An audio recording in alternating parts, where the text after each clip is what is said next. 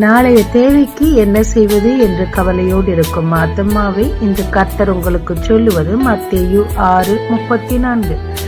நாளைக்காக கவலைப்படாதிருங்கள், நாளைய தினம் தன்னுடையவைகளுக்காக கவலைப்படும்.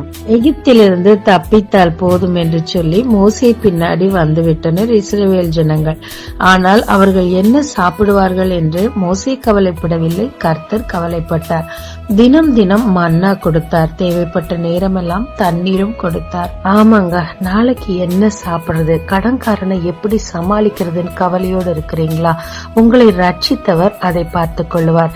காக்கை குருவியின் தேவை சந்திக்கிறாரே, நீங்க விசேஷமானவர்கள் இல்லையா? கவலையை விடுங்க, அவர் மட்டும் சார்ந்திருங்க, நாளை உங்கள் தேவைகளை அவர் பார்த்துக் கொள்ளுவார். ஜெபிக்கலாமாங்க. தேவரீர், என் தேவைகளை நீர் பார்த்துக் கொள்வதற்காக நன்றி. என் கவலையை விட்டு உம்மை சார்ந்திருக்க கிருபை தாரும். இயேசு மூலம் பிதாவே, ஆமென்.